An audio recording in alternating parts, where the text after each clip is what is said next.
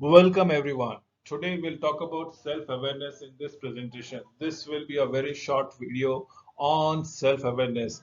Kindly lap up what we are going to discuss as to how better can we have a better version of ourselves. The agenda is very simple and straightforward in the sense we will talk about our strengths and understand how they can guide in our professional choices in our personal life. So both in the personal aspect and the professional aspect, how can we encash our own strength? Figure out what motivates you in order to find that success which might be uh, evading us both in professional and personal front. Assess your limitations, develop a plan for improving the areas as the case might, gaining understanding and insight into your personality, attitudes, and behavior. Identify the biasness you have that precludes your understanding and appreciating others as the case might be. Look forward to the strength as the case around it. So, what is self awareness? Knowing your motivation, preferences, and personality. So this is what self-awareness is all about. You is to know your motivation, what drives you, what is the thing that makes you go crazy, what is your preferences and the personality thereby. Understand how these factors influences your decision, your judgment, and your day-to-day interpersonal relationship that you have. So yes, this is self-awareness. Self-awareness is knowing your motivation, knowing your preferences, knowing your personalities. It is the factors that influences your judgment, your decisions, your interaction with other people. Now let us understand the benefits of self-awareness. Remember, understanding yourself and relations to others is most important.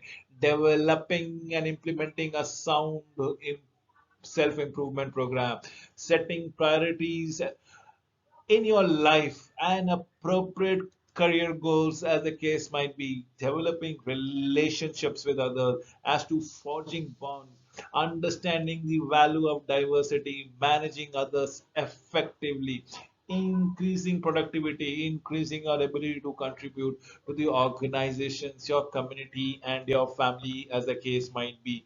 What we look forward to. Yes, this is what essentially determines to tell to me what is going in the right fashion as the case we are talking around.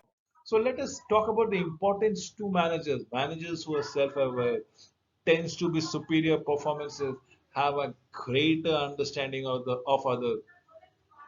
Now let us understand, can we draw parallels with our co-workers, with our peers? Can we be tending to more being trusted as such?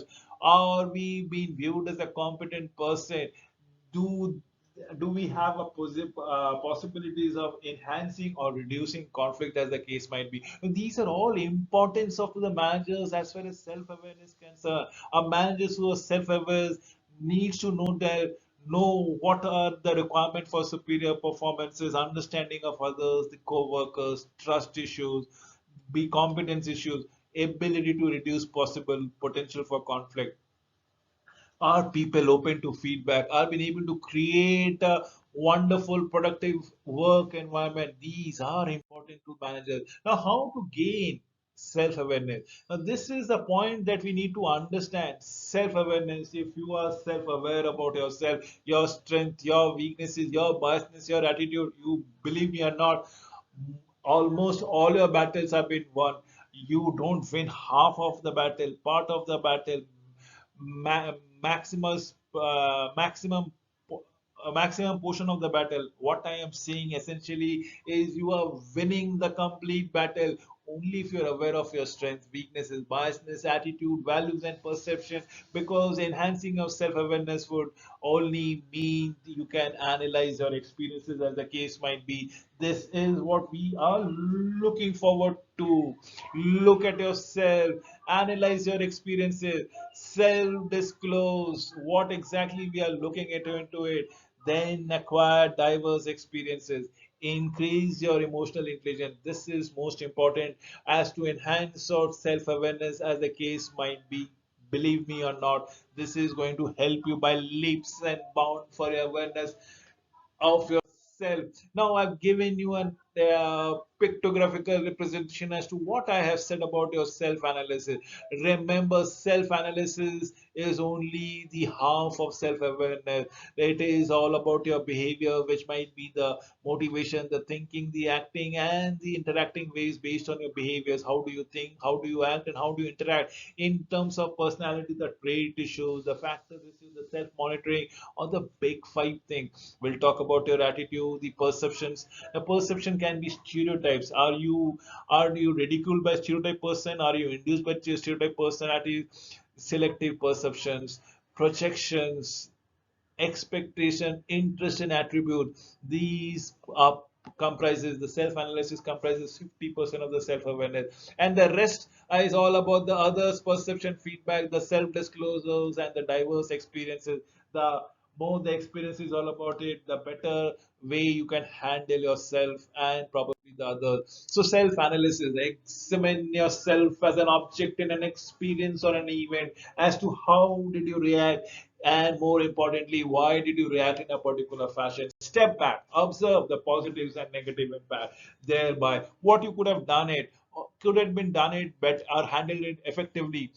So not always very easy. Definitely, it's not very always easy. It is very easy to preach than actually to practice, as the case might be. It begins with a reflection on an exploration of thoughts and feeling associated with effective events. Let us understand, become more effective by implementing behavioral and cognitive challenges, as the case might be. Now, believe me or not, your things we are talking about is your patterns that comes across it. It's the feeling. Now remember, if you look into it, pattern develop through and patterns develop through. Why did I write this line, the same line twice? Because these are intrinsic in nature and these are extrinsic in nature. These are basically a component of an individual, intrinsic in nature, a component of an individual, whereas these belongs to the external to the individual. So intrinsic natures are feelings, judgment, belief, motivation, needs, experiences, and definitely the opinions of the others that come across with it. So that is what exactly is all about it. But what are the extrinsic pattern that goes around it? It is through the reaction of an event. It is external to the individual. Action over a period of time is an experience that goes around it. Behavior is the way in which we conduct ourselves, the way in which we act. Again, it's an external display of activity. So behaviors are influenced by our thoughts and by our patterns that will develop through both intrinsically and extrinsically, as the case might be. So behaviors, the four components are motivation. The motivation itself will tell me what are my modes of thinking, acting, and interacting, as the case might be. That is what we are talking out here right now, out now, for you to understand everything in a crystal clear fashion. Personality as a big five model, which I did not go across. I just wrote it down, and people must have thought that this has to be touched probably in the next query in my next tube. Yes, I'm addressing it right now. Everything. It is the big five model is extroversions, agreeableness, emotional stability, consciousness, and openness to experiences. This is the personality's big file model. These five things will actually impact and create the person that you are. It is your extrovertism that you want to go. Are you an introvert or are you an extrovert person? Is it agreeableness? Or you want to comply to others or you want others to comply to yourself? Emotional stability, where does the locus of control resides? Is it inside you or is it inside others, outside you, should I say? Consciousness, do you think it all out? Openness to experience, the case might be. Remember, personality describes a relatively stable set of characteristics, tendencies, and temperament that have been formed by inherence and by social and cultural environmental factors, as the case might be. Attitude, determined by emotion we choose to act on, vary from situation to situation, derived from parents, teachers, peers, society, and our own very experiences, easier to influence and change than our behaviors or values, as the case might be. You need to understand it can have an impact on a professional and a personal relationship. what we are looking into it is an attitude is to be determined by the basis of emotion, the situation, uh, the people that is in the vicinity, be it the teachers, peers. It's the influences that is happening. Probably it is happening in external to me altogether and not in the vicinity and far-fetched places can have an impact on professional and personal relation. Attitudes are evaluative when statements or learned predispositions to respond in consistently favorable or unfavorable manner to give in a definitive object. Now let me give it to you the perception wise. Now perception wise are always person specific. Your perception will definitely be different than my perception, may not always be consistent with reality, and this is because this is being valued or looked to from a different prisms of principles or glasses of principles. Important to be aware of ours vis-a-vis that of theirs, influenced by many factors, tend to form based on our biasness, as the case might be. Perception describe the process by which individual gather sensory information and assign meanings to it. Now let me give you a perceptual diagram for you to understand, and I've been trying to tell it to your intrinsic nature and extrinsic nature. Why? Because we are talking nothing but self-awareness. And if you look at it into it, the amygdala, we are talking around it. Amygdala is this portion of the brain that comes around it. Remember, and that is where this is a brain for you to understand where we actually store information. Store information from where? From the external environment. Let's say what media is printing, what is being seen shown on the television, what has been read on the newspaper, the heredity, the culture, the peer, the societal norms, technology, and effective events. Whereas, and the internal factors are your understanding of your intelligence, needs, past experiences, memories, function, values, attitude, and biases. Now, these are the two which get stored into your brain altogether, and based upon your frontal cortex, the current perception, you come up with a preformed notion. Remember that preformed notion is nothing but your perception that we are trying to proceed around it. So perceptions are the filters that we use, the stereotypes that goes around it, the selective perception, the projection, the expectation, and the interest form, and from time to time that comes around it.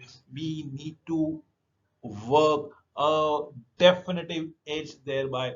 This is what perception is all about it. I again recollect the filters, the stereotyping, the selective perception, the projection, expectation, and the interest of the person that comes around. This is perception which goes around it, and that is the reason why your perception differs from my perception, why your perception differs from everybody's else, because somebody is using different filters or stereotyping or probably having a selective perception, or they might be projecting in a different context altogether. The expectations are different, the interests are different, as the case might be. We talk into attribution. Attributions or judgment are based on a personal observation or probably evaluation of a situation, as the case might be. Future decisions and behaviors are based more on our perception as to why actually it happens rather than the actual outcome. According to the attribution theory, individual tends that the behavior is caused by a particular characteristics or an event, as the case might be. This needs to be understood every now and then.